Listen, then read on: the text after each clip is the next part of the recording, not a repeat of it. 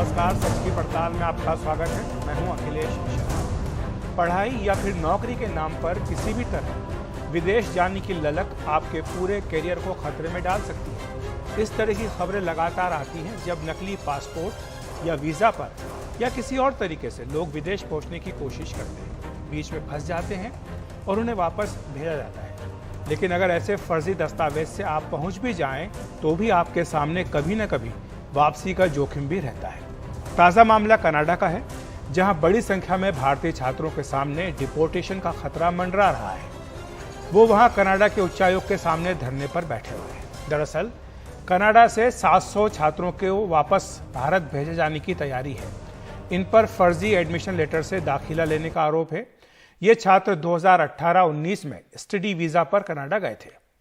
उन्होंने वहां पढ़ाई पूरी कर ली, वर्क परमिट भी हासिल कर लिया, लेकिन अधिकारियों ने जब जांच की तो पाया कि उन्होंने फर्जी दस्तावेजों पर वीजा हासिल किया था। अब ये मामला जालंधर का है। वहां के 2 एजेंट जो थे, उन्होंने फर्जी दस्तावेजों के जरिए छात्रों को कनाडा भिजवाया था। पुलिस ने आरोपी राहुल भार्गव को गिरफ्तार किया है। दूसरा आरोपी ब्रिजेश मिश्रा विदेश भाग गया। उसके खिलाफ लुकआउट सर्कुलर नोटिस जारी किया गया है। ਇਹਦੇ 'ਚ ਤਾਂ ਕਿ ਤੁਸੀਂ ਅਗਰ ਦੇਖੋਗੇ ਕਿ ਜਿਹੜਾ ਸਾਡੀ ਪੂਰੀ ਤਫਤੀਸ਼ ਹੈਗੀ, ਅਸੀਂ ਜਿਹੜੀ ਪੂਰੀ ਤਫਤੀਸ਼ ਹੈ ਉਹ ਸਟੂਡੈਂਟ ਦੇ ਜਿਹੜੇ ਕੰਪਲੇਂਟ ਹੈ ਉਹਨਾਂ ਦੇ ਬਿਹਾਫ 'ਤੇ ਕਰ ਰਹੇ ਹਾਂ ਕਿ ਅਸੀਂ ਪੂਰਾ ਵੈਰੀਫਾਈ ਕਰ ਰਹੇ ਹਾਂ ਕਿ ਇਹਨੇ ਕਿਸ ਤਰੀਕੇ ਨਾਲ ਜਿਹੜੇ ਡਾਕੂਮੈਂਟਸ ਤਿਆਰ ਕੀਤੇ ਹੈਗੇ, ਇਹਦਾ ਕਿਹੜੇ ਦਾ ਕਨਾਈਵੈਂਸ ਕੀਤਾ ਹੈਗਾ, ਕਿਉਂਕਿ ਇਹਨਾਂ ਨੂੰ ਜਿਹੜੇ ਵੀਜ਼ੇ ਹੈ ਉਹ ਵੀ ਲੱਗ ਕੇ ਉਹ ਬਾਹਰ ਗਏ ਨੇ। ਤਾਂ ਇਹਦੇ 'ਚ ਜਿਹੜੀ ਇੱਕ ਡਿਟੇਲਡ ਇਨਵੈਸਟੀਗੇਸ਼ਨ ਜਿਹੜੀ ਹੈਗੀ ਉਹ ਅਸੀਂ ਇਹਦੇ ਵਿੱਚ ਕਰ ਰਹੇ ਹੈਗੇ। ਬਾਕੀ ਜਦੋਂ ਤਫਤੀਸ਼ ਖਤਮ ਹੁੰਦੀ ਹੈ, ਅੱਗੇ ਕੋਈ ਜਾਣਕਾਰੀ ਮਿਲਦੀ है तो ਅਸੀਂ ਤੁਹਾਨੂੰ ਉਸ ਲਈ ਅਪਡੇਟ ਕਰਾਂਗੇ। वहीं कनाडा में बैठे छात्रों का कहना है कि इसमें उनकी कोई गलती नहीं है। इस मामले में पंजाब के एनआरआई मामलों के मंत्री कुलदीप सिंह धालीवाल ने भी हस्तक्षेप किया है। उन्होंने विदेश मंत्री जयशंकर को चिट्ठी लिखी है। इस चिट्ठी में उन्होंने लिखा कि मैं आभारी रहूंगा अगर फिर निजी तौर पर इस मामले को आप देखें और कनाडा सरकार और कनाडा के उच्चायोग सहित संबद्ध एजेंसियों के सामने ये मुद्दा उठाएं ताकि इन छात्रों की वापसी को रोका जा सके। ਉਹਨਾਂ ਦੀ ਪ੍ਰੋਬਲਮ ਇਹੀ ਆਈ ਕਿ ਕਾਲਜ ਜਿਹੜਾ ਸੀਗਾ, ਜਿਸ ਕਾਲਜ ਦੇ ਮਤਲਬ ਆਧਾਰ ਤੇ ਉਹਨਾਂ ਨੂੰ ਵੀਜ਼ਾ ਮਿਲਿਆ ਸੀਗਾ, ਉਹ ਜਦੋਂ ਉੱਥੇ ਗਏ ਤਾਂ ਕਾਲਜ ਕਾਗਜ਼ਾਂ 'ਚ ਹੀ, ਉੱਦਾਂ ਪ੍ਰੈਕਟੀਕਲ ਕਾਲਜ ਨਹੀਂ ਸੀਗਾ। ਔਰ ਉਹਨਾਂ ਨੇ ਜਿਹੜੀ ਇਮੀਗ੍ਰੇਸ਼ਨ ਏਜੰਸੀ ਸੀ, ਏਜੰਟ ਜਿਹੜੇ ਸੀਗੇ, ਉਹਨਾਂ ਨੇ ਬੜੀ ਚਲਾਕੀ ਨਾਲ ਉਹਨਾਂ ਨੂੰ ਕਹਿਤਾ ਕਿ ਕਾਲਜ ਜੀ ਥੋੜੇ ਦਿਨ ਹੋ ਗਏ ਬੰਦ ਹੋ ਗਿਆ, ਤੁਹਾਨੂੰ ਦੂਜੇ ਕਾਲਜ 'ਚ ਐਡਮਿਸ਼ਨ ਲੈ ਦੇਣਾ। ਬਸ ਇੱਥੋਂ ਉਹਨਾਂ ਦਾ ਪੰਗਾ ਪਿਆ ਵਿਚਾਰੇ। ਉਹਨਾਂ ਕੋਲ ਫੀਸਾਂ ਵੀ ਲੈ ਲਈਆਂ, ਉਹਨਾਂ ਪੜ੍ਹਾਈ ਵੀ ਕਰ ਲਈ, ਸਾਰਾ ਕੁਝ ਕਰ ਲਿਆ। ਐਂਡ ਤੇ ਆ ਕੇ ਹੁਣ ਉੱਥੇ ਜੋ ਨਿਕਲਿਆ ਸਾਰਾ ਵੀ ਆਏ ਤੇ ਇਦਾਂ ਸੀਗੇ ਵੀ ਇਹ ਕਾਲਜ ਦੀਆਂ ਖਾਂ ਪੇਪਰਾਂ ਦੇ ਵਿੱਚ। ਪਰ ਉਹਨਾਂ ਦਾ ਕਸੂਰ ਕੋਈ ਨਹੀਂ ਬੱਚਿਆਂ ਦਾ ਤਾਂ ਕਸੂਰ ਹੋਵੇ ਜੇ ਉਹਨਾਂ ਨੇ ਕੋਈ ਉੱਥੇ ਗਲਤ ਕੰਮ ਕੀਤਾ ਹੋਵੇ। ਬੱਚਿਆਂ ਦਾ ਤਾਂ ਕਸੂਰ ਹੋਵੇ ਜੇ ਉਹਨਾਂ ਨੇ ਫੀਸਾਂ ਨਾ ਤਾਰੀਆਂ ਹੋਣ। ਪਰ ਮੈਨੂੰ ਪਤਾ ਹੈ ਕਿ ਇਹ ਜਿਹੜੇ ਇਮੀਗ੍ਰੇਸ਼ਨ ਵਾਲੀਆਂ ਏਜੰਸੀਆਂ ਜਾਂ ਟਰੈਵਲ ਏਜੰਟ ਨੇ, ਇਹ ਸਰ ਇਹਨਾਂ ਦਾ ਬੜਾ ਲੰਬਾ ਚੌੜਾ ਇੱਕ ਮਾਫੀਆ, ਇਹ ਵੀ ਇੱਕ ਬਹੁਤ ਵੱਡਾ ਮਾਫੀਆ। तो ये पूरा मसला कई अहम सवाल उठा रहा है। आखिर इतनी बड़ी संख्या में छात्रों को फर्जी वीजा किस तरह दिए जा सकते हैं? क्या दोनों देशों के बीच बिना किसी सरकारी मदद या अधिकारियों की मिली भगत के सक्रिय रहे होंगे? और क्या ये बड़ा घोटाला है जिसकी जांच होनी चाहिए? आखिर इन छात्रों ने लाखों रुपए की रकम खर्च कर वहां पढ़ाई की होगी, जमीन बेची होगी, कर्ज लिया होगा, तो अब क्या रास्ता निकल सकता है? ये सारे अहम सवाल हैं। क्या ये बड़ा घोटाला है जिसकी जांच होनी चाहिए? ये भी एक बड़ा अहम सवाल है। इन तमाम सवालों पर चर्चा करने के लिए हमारे साथ पंजाब के एनआरआई मामलों के मंत्री कुलदीप सिंह धालीवाल साहब जुड़ रहे हैं। धालीवाल जी, आपका बहुत बहुत धन्यवाद और स्वागत है एनडीटीवी इंडिया पर जुड़ने के लिए। आपसे यही समझना चाहेंगे कि अब इन 700 छात्रों का क्या होगा, इनका भविष्य क्या है?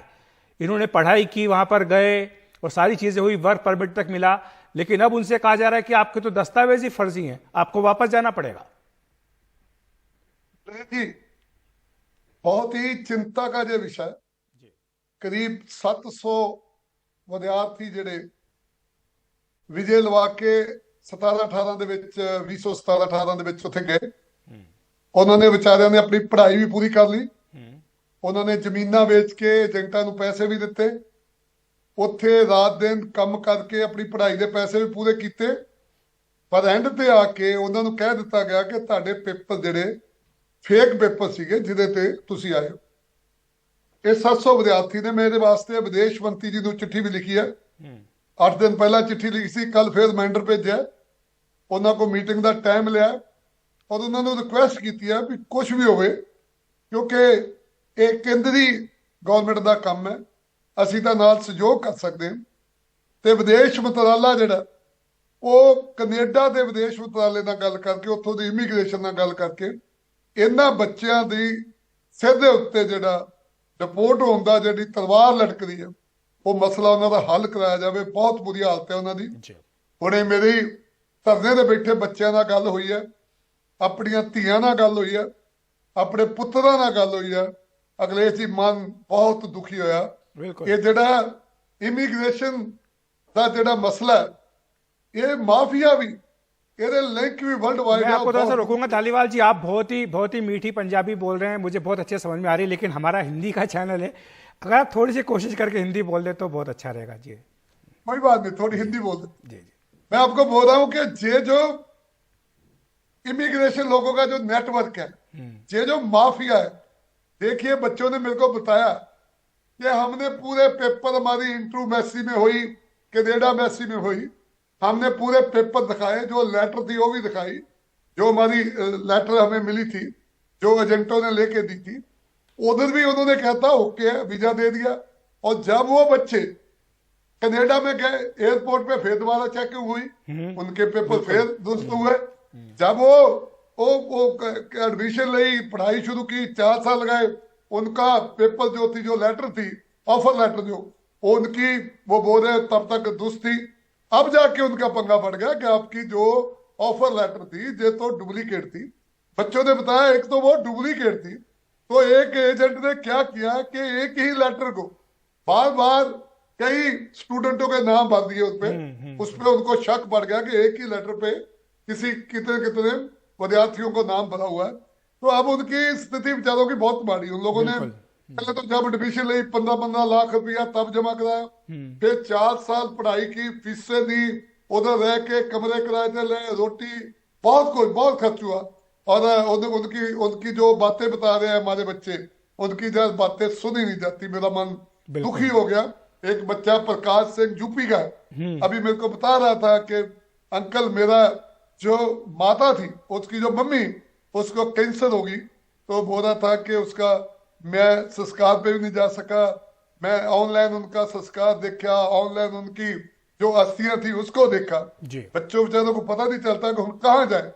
तो हमारी जो सरकार है, हमारे चीफ मिनिस्टर सरदार भगवंत सिंह मान जी इस मसले लिए बड़े संजीदा ने, और हम अपनी गवर्नमेंट की तरफ से उन बच्चों को बोला है कि जो भी आपको जरूरत पड़ेगी, सरदार भगवंत सिंह मान की सरकार उनके साथ चट्टान की तरह खड़ी है। मैं खड़ा हूं, आधी रात बात करो, जब भी करोगे हम खड़े हैं। उनके मापियों के एड्रेस लिए मैंने, उधर भी जाऊंगा, उनके गांव में जाऊंगा कि कहाँ गांव के रहने वाले हैं, सभी को चीजें देखेंगे हम। मैं एक बार फिर आपके थ्रू इस देश के विदेश मंत्री जी को बेनती करूंगा कि जल्दी हमें भी टाइम दें। क्योंकि लेकिन धालीवाल साहब मामला पंजाब का है और पिछली सरकार का है, जाहिर सी बात है कि ये जो स्कैम है इसको आइसोलेशन में तो आप देख नहीं सकते हैं, एक के बाद एक इस तरह की कई सारी घटनाएं सामने आती हैं। तो ऐसे मामलों में क्या कार्रवाई होनी चाहिए? जो दोषी हैं, हमने देखा कि एक को अरेस्ट किया, एक भाग निकला है, लेकिन आगे इस तरह से कोई नुकसान ना उठाना पड़े बच्चों को, इसके लिए आप क्या करेंगे? एक तो हम करेंगे कि जो इमिग्रेशन का जो एजेंसियां वाले हैं, जो ट्रैवल एजेंट है, इनका जो पेपर है, जो इनका जो लाइसेंस होता है कैसे मिल जाता है, इजी कैसे मिल जाता है, उसके लिए एक कानून बनाएंगे। और ये भी कानून बनाएंगे कि जे किसी एजेंट ने किसी के साथ धोखा किया तो उसको जेल में ऐसा डालेंगे कि कम से कम 10 साल तो जेल में रहे। ये देखो ना कितना बड़ा धोखा है, उन बच्चों की जवानी खराब करती सारी, वो रो रहे हैं, सड़कों पे बैठे हुए हैं, 24 घंटे धरना लगा रहे हैं। तो इसके लिए एक कानून बनना चाहिए। और मेरे को दुख से कहना पड़ेगा कि पंजाब में जो पहली सरकारें थी कांग्रेस और अकाली दल की, 17-18 में पंजाब में कैप्टन अमरिंदर सिंह की सरकार थी, उसके बाद चन्नी जी की सरकार थी। इन लोगों ने इमिग्रेशन के जो ट्रैवल एजेंट वगैरह जो भी है, इसके खिलाफ कोई कार्रवाई नहीं की, इसके खिलाफ कोई कानून नहीं बनाया। और तभी जो लोग पंजाब में मनुखी स्मगलिंग कर रहे हैं, तो इसको रोकना पड़ेगा, हम सख्त कार्रवाई करेंगे। बिल्कुल, आपको हमारी शुभकामनाएं इस काम के लिए। आप जितना जल्दी हो सके बच्चों को वापस लाएं या उनकी मदद कर सके, इसमें आपको पूरी शुभकामनाएं हमारी ओर से। धालीवाल साहब, आपका बहुत बहुत नहीं, शुक्रिया हमारे साथ। हम बच्चों की पूरी मदद करेंगे। भगवंत सिंह मान की सरकार जी बिल्कुल, बच्चों की हर हीले जो भी आप मदद कर सकते हो पूरी मदद करेंगे। जी शुक्रिया आपका हमारे साथ जुड़ने के लिए, विस्तार से इस मुद्दे पर बात करने के लिए। और सच की पड़ताल में वक्त है एक ब्रेक का।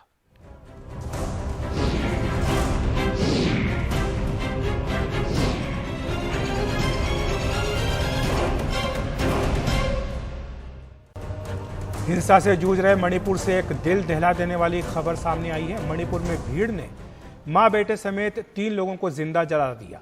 हिंसा में गोली लगने के बाद वे एम्बुलेंस से अस्पताल जा रहे थे। रास्ते में करीब 2000 लोगों की भीड़ ने उन पर हमला कर दिया और एम्बुलेंस में आग लगा दी। ये दर्दनाक घटना इम्फाल के ईसो इसेम्बा में रविवार को घटी। मृतकों की पहचान 7 साल के टोंगिस हैंगिंग, उनकी मां मीना हैंगिंग और उनके रिश्तेदार लिडिया लोरेम्बेंग के रूप में की गई है। गृह मंत्री अमित शाह के दौरे के बाद लग रहा था कि स्थिति बेहतर हो रही है, लेकिन एक बार फिर से हिंसा के नए मामले सामने आ रहे हैं, जो सरकार और प्रशासन के लिए नई चुनौती है।